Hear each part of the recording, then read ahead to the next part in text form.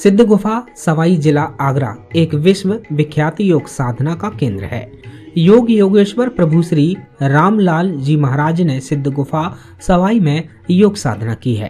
उनके परम प्रिय शिष्य योगी राज श्री चंद्रमोहन जी महाराज ने भी अपने संपूर्ण जीवन इसी सिद्ध स्थान पर योग साधना की। इस योग साधना केंद्र से उनके लाखों शिष्य जुड़े हुए हैं। योगी राज श्री चंद्रमोहन जी ने संपूर्ण भारत में योग साधना के महत्व का प्रचार प्रसार किया है और 31 वर्ष पूर्व ब्रह्मा लीन होने के पश्चात उनके प्रिय शिष्य श्री दास लाल जी महाराज भी अपने गुरु के पद चिन्हों पर चलते हुए संपूर्ण भारत में योग शिविरों के माध्यम से योग साधना का प्रचार प्रसार कर रहे हैं। इसी के चलते दतिया में 4 दिसंबर से 6 दिसंबर तक का 3 दिवसीय योग शिविर बस स्टैंड स्थित दतिया के पास मंडी के सामने चंदन सिंह जी के निवास पर परिसर में आयोजित हुआ। इस अवसर पर श्री दास लाल जी से आध्यात्म व योग विषय पर एक साक्षात्कार यूडी न्यूज चैनल के द्वारा दतिया के वरिष्ठ अभिभाषक एवं आध्यात्मिक विषय के चिंतक राजेंद्र तिवारी के माध्यम से लिया गया।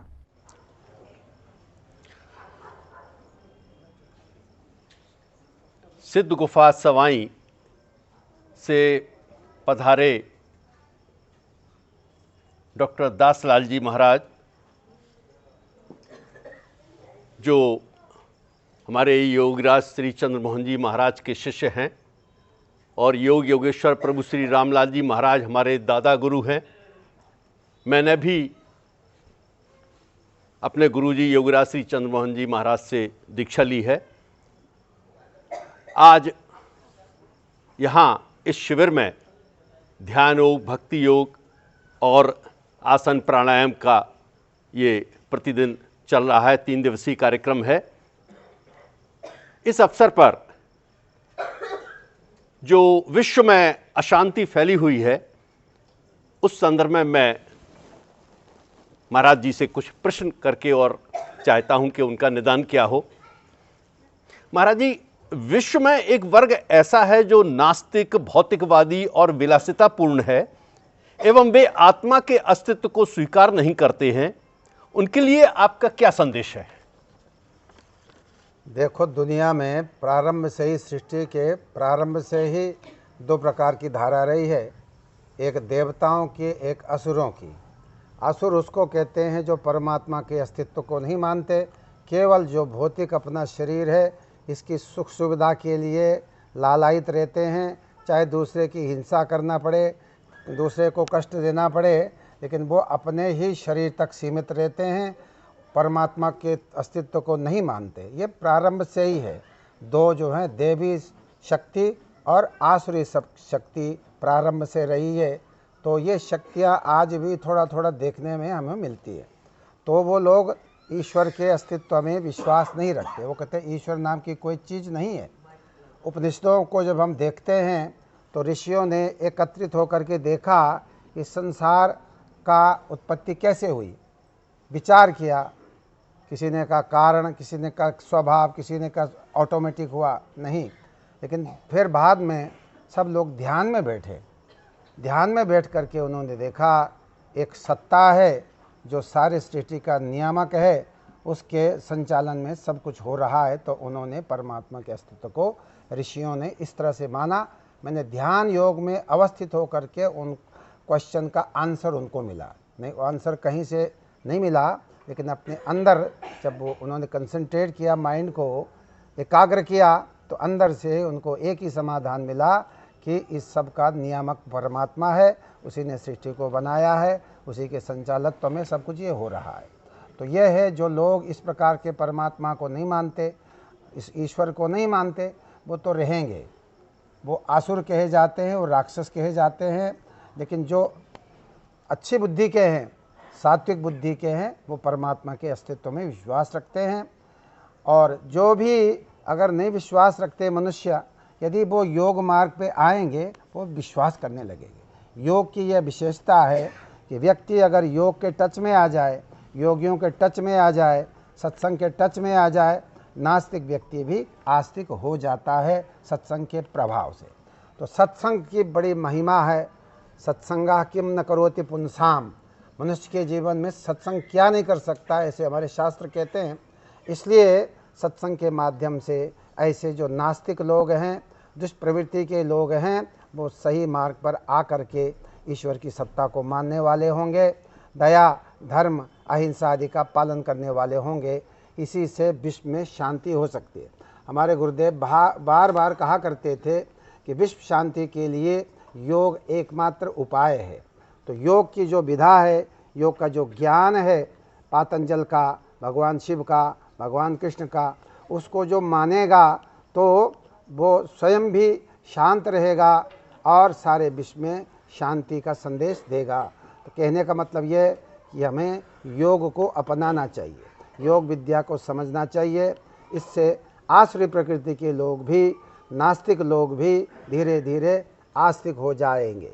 नास्तिक का मतलब यह है तमोगुण रजोगुण से जो युक्त हैं वो है नास्तिक। जो सतोगुणी हो जाते हैं वो फिर आस्तिक हो जाते हैं। परमात्मा के अस्तित्व में उनका विश्वास होता है, अपने अस्तित्व में विश्वास होता है, अपने अंदर जो ईश्वर है उसमें भी उनकी आस्था बन जाती है। और कोई प्रश्न दूसरा? महाराज जी, अभी आपने बताया कि परमात्मा में आस्था रखें, सत्संग करें, भजन कीर्तन करें, निश्चित ही इससे भक्ति का स्वरूप प्रस्फुटित होगा।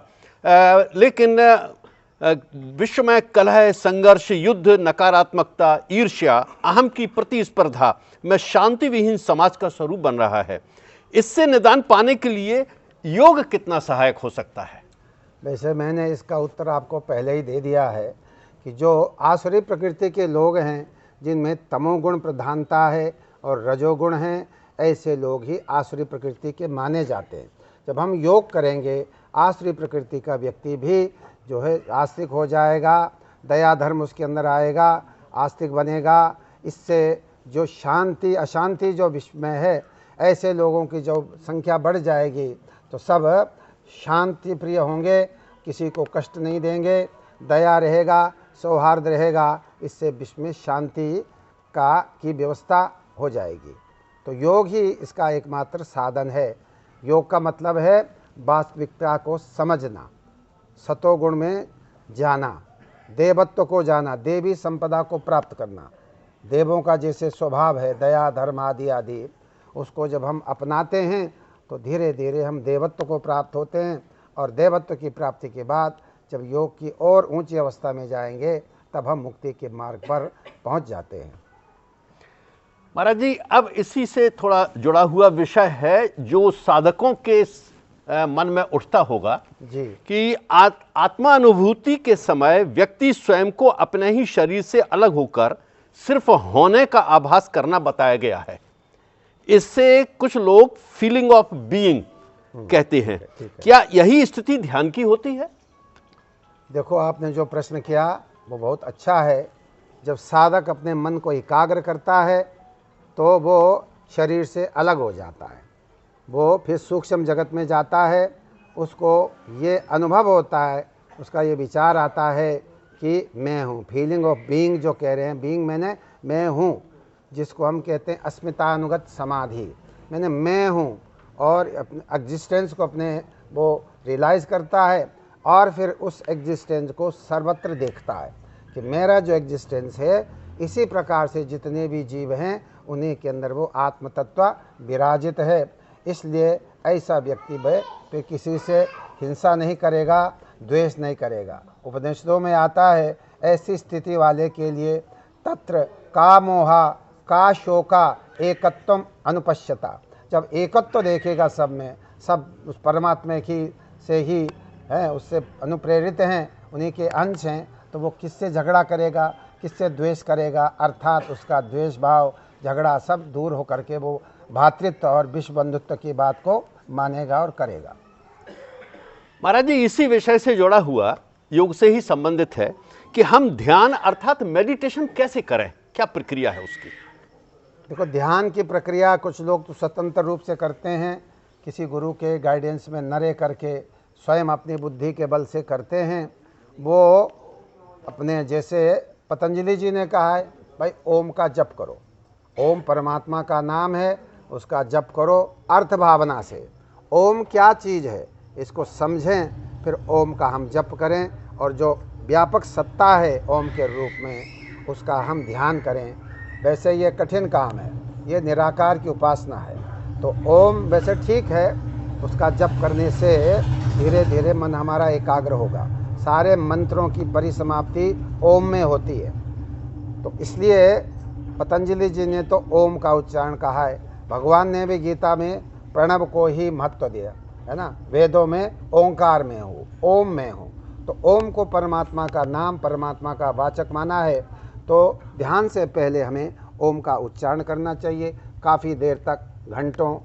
उसके बाद फिर हम अपने ध्यान में जाएं, जो हमारा इष्ट है उसका हम ध्यान करें। तो कहने का मतलब पहले मन को स्थिर करने के लिए हमें जप करना पड़ता है। परमात्मा के नाम का जप करने से हमारा मन एकाग्र होता है, एक स्थिति बनती है, एक पोजीशन बनता है कि हम अपने मन को एकाग्र करके अपने ध्यान में लगाएं, अपने लक्ष्य में हम लगा सकेंगे। महाराज जी, जब बात ध्यान की चल रही है तो सगुण एवं साकार और निर्गुण एवं निराकार ब्रह्म की मान्यता है जी। हम ध्यान सगुण एवं साकार का करें या निर्गुण एवं निराकार का करें? देखो, इस दुनिया में हम सनातनी लोग हैं, हमारा ये परंपरा सनातन है, इसका कोई आदि अंत नहीं है। हमारे यहाँ प्रारंभ से ही दो मार्ग बताए गए हैं, निर्गुण मार्ग और सगुण मार्ग। तो सगुण का मतलब है कि परमात्मा शरीर धारण करके अवतार लेता है और जीवों का कल्याण करता है, ये है साकार, भगवान का साकार रूप या सगुण रूप, एक ही बात है। और दूसरी मान्यता है कि परमात्मा कभी शरीर धारण नहीं करता। हमारे हिंदू कल्ट को छोड़ करके दूसरे लोग ये नहीं मानते कि भगवान शरीर धारण करके आता है, चाहे वो क्रिश्चियन हो, चाहे ईसाई हो, चाहे और हों, वो नहीं मानते कि भगवान शरीर धारण करके आता है, अर्थात वो निर्गुण को ही मानते हैं। लेकिन हमारे यहाँ प्रारंभ से ही सगुण की उपासना का विधान है। गीता में तो भगवान ने 12वें अध्याय में इसका बहुत सुंदर उत्तर दिया है। अर्जुन ने प्रश्न किया, भगवान आपके दो प्रकार के भक्त हैं दुनिया में, एक तो निराकार को मानते हैं, एक साकार को मानते हैं, दोनों में श्रेष्ठ कौन है और किसकी साधना में सरलता है? भगवान ने कहा, देखो, जो साकार को मानते हैं, मेरे सगुण रूप को मानते हैं, उनकी साधना बहुत सरल है, मैं उनको जल्दी ही भवसागर से पार कर देता हूँ, क्योंकि उनको अपने मन को एकाग्र करने के लिए एक बेस मिल जाता है। भगवान का नाम का जप करते हैं और भगवान के आकृति का वो ध्यान करते हैं। मैंने नाम और आकृति, ये दो उसके लिए पंख हो गए, उसके सहारे से वो सगुण की उपासना करने से भगवान कहते हैं मैं जल्दी उनको प्राप्त हो जाता हूँ। लेकिन जो निर्गुण की उपासना करते हैं अर्जुन, ये उपासना बहुत कठिन है। अव्यक्तो ही गतिर दुखम देवद्भिर अवाप्यते। जो देह अभिमानी है, जो देह को ही आत्मा समझ बैठता है, वो निर्गुण की उपासना नहीं कर सकता, क्योंकि वो उतना ही जानता है, वो इन चर्म चक्षुओं से देखा है आज तक उसने, उसी को मान सकता है। उसके आगे जो अव्यक्त में है उसको वो सोच ही नहीं सकता। इसलिए निर्गुण की उपासना बहुत ही कठिन है। जो ज्ञानी हैं जन्म जन्म के, वो निर्गुण की उपासना कर सकते हैं। बाकी जिसकी इस प्रकार की बुद्धि अभी नहीं है, उसको तो हमारे सनातन में साकार की उपासना का मार्ग बताया है। और भगवान ने कहा वो श्रेष्ठ योगी है, युक्त तमाम मतः, वो श्रेष्ठ योगी हैं जो मेरे सगुण की उपासना करते हैं, उनको मैं जल्दी भवसागर से पार कर देता हूँ। तो भगवान की वाणी को हम अगर मानेंगे, मानते ही हम लोग सनातनी लोग हैं, तो हमारे यहाँ सगुण की उपासना को ज़्यादा महत्व दिया गया है। ये जल्दी 1-2 जन्म में ही हमें अपने लक्ष्य तक पहुँचाने का माध्यम बनता है। जो निर्गुण की उपासना है वो कठिन है, क्योंकि निर्गुण की कोई हम कल्पना नहीं कर सकते, वो हमारे पकड़ से बाहर की बात है। इसलिए वो आदमी भटकता ही ज़्यादा है, पता नहीं कितने जन्म जन्म तक उसको वो ज्ञान नहीं हो सकता। इसलिए भगवान ने कृपा करके अर्जुन को सगुण उपासना की बात कही है, और वही बात हम लोगों पर भी लागू होते। जितने भी हमारे आने वाले जनरेशन हैं, जो हम लोग आस्तिक लोग हैं, भगवान के अवतारवाद को मानते हैं, हम लोगों को उनके वचनों को अक्षरशः मान करके अपनी साधना को करनी चाहिए, अर्थात साकार की उपासना करनी चाहिए। भगवान ने कहा ये सरल मार्ग है, मैं जल्दी ऐसे लोगों को भवसागर से पार कर देता हूँ, क्योंकि उनका व्यक्तिगत मेरे से टच बना हुआ है। और जो ब्रह्म है उसका तो उसके बारे में हम कोई कल्पना ही नहीं कर सकते, लेकिन जो भगवान जिसको जो साकार रूप में आ गया है उससे आपका टच बनेगा, सानिध्य रहेगा, गुरु शिष्य का संबंध बनेगा या महापुरुष का संबंध बनेगा या इष्ट और साधक का संबंध बनेगा, तो इससे काम उसका हो जाएगा। ये साधन सरल है, वो इम्बॉडीमेंट में है, इसलिए उससे हेल्प मिलेगी। जो परमात्मा है उससे हमें उस प्रकार की हेल्प नहीं मिल सकती, इसीलिए हमें सगुण इष्ट की ज़रूरत पड़ती है, गुरु की ज़रूरत पड़ती है कि वो साकार है, वो हमें सब प्रकार से सहायता कर सकता है, हम उनसे प्रश्न कर सकते हैं, प्रार्थना कर सकते हैं। ये लाभ है सगुण की। और निर्गुण से हम क्या प्रश्न करेंगे? भगवान ने गीता में बार बार अर्जुन ने प्रश्न किया, भगवान ने उत्तर दिया। तो ये डायलॉग जो है ना, ये जरूरी है। तो परिप्रश्न कहा गीता में भगवान ने, तद विद्धि कहते हैं ज्ञान कैसे प्राप्त होगा? भगवान ने कहा तद विद्धि प्रणिपातेन, पहले तो भगवान के सामने या गुरु के सामने प्रणिपात करो, साष्टांग प्रणाम, अपने अस्तित्व को वहाँ पर न्योछावर करो। प्रणिपातेन परिप्रश्नेन, फिर प्रश्न करिए, आप अपने क्वेरी को रखिए गुरु के सामने कि गुरु जी ये मुझे समझ में नहीं आया, इसका बाप इसके समाधान बताइए, उसको कहते हैं परिप्रश्न। फिर कहते हैं सेवया, तीसरा उपाय बता, गुरु की सेवा भी करनी चाहिए। भगवान की हम सेवा करते हैं, भगवान के भक्त होते हैं तो भक्ति करते हैं, वो सेवा ही है। वो भगवान की भक्ति करना ही सेवा है। भज सेवायाम, भज धातु जो है सेवा के अर्थ में होता है, तो उसमें दो चीज़ होती है, एक भगवान होता है, एक भक्त होता है। तो ये भी भगवान ने कहा ये भी मेरे लिए मान्य है। भगवान ने सबसे कहा गीता में 12वें अध्याय में, अर्जुन तो अपने मन और बुद्धि को मुझ में लगा, इससे तू मेरे जैसा ही हो जाएगा, इसमें कोई संशय की बात नहीं। पहली बात कही, फर्स्ट एंड लास्ट। भगवान ने कहा ये नहीं कर सकता, ये योगी नहीं है, इसको अभ्यास नहीं है इसका। भगवान कहते हैं यदि है ना अभ्यास योगे न ततो माम इच्छा तुम धनंजय, यदि ऐसा नहीं कर सके, मन और बुद्धि को विलेयता की बात कठिन है, बहुत मेहनत मांगता है, अभ्यास मांगता है, गुरु कृपा मांगता है, साधक की इतनी उच्च संस्कार हो तो भगवान ने कहा यह थोड़ा कठिन है। तो बार बार अभ्यास करना चाहिए। उस स्थिति को प्राप्त करने लिए, अपने मन और बुद्धि को भगवान में ले करने के लिए साधक को अभ्यास योग न ततो माम इच्छा तुम धनंजय, बार बार अभ्यास करे। मन लगेगा नहीं एक बार में, एक दिन का काम नहीं है, तो वर्षों का काम है, पूरे जीवन का काम है। तो भगवान कहते हैं बार बार अभ्यास करो। अत एतद अप्यशक्तो असि, यदि ये भी नहीं कर सकते हो, पहले तो का बार बार अभ्यास करो। अभ्यास नहीं होता है तो कहते मत कर्म परमो भव, मेरे लिए कर्म करो। जो भी शरीर से होता है, मन बुद्धि जो भी क्रियाएं हो रहे, मेरे लिए करो, मेरे निमित्त करो, मुझे साक्षी मान करके। निष्काम जिसको हम कहते हैं, वो काम निष्काम तो नहीं होता है, कामना तो जीव की होती है, लेकिन भगवान को साक्षी मान करके, उसका सहारा लेकर के जो भी कर्म करेंगे, भगवान को अर्पित कर लो, तो उससे हमारा काम हो जाएगा। भगवान कहते हैं वो मुक्ति को पा जाएगा। तो इस प्रकार से। और कोई प्रश्न? महाराज जी बहुत बहुत आनंद आया, और आपके सारे भारत में शिविर चल रहे हैं, इससे सभी को लाभ लेना चाहिए। और योग ही एकमात्र रास्ता है जहां सुख और शांति मिल सकती है। सारे विवादों का एकमात्र निदान योग के माध्यम से हो सकता है। बहुत बहुत धन्यवाद। बिल्कुल सही, बिल्कुल सही।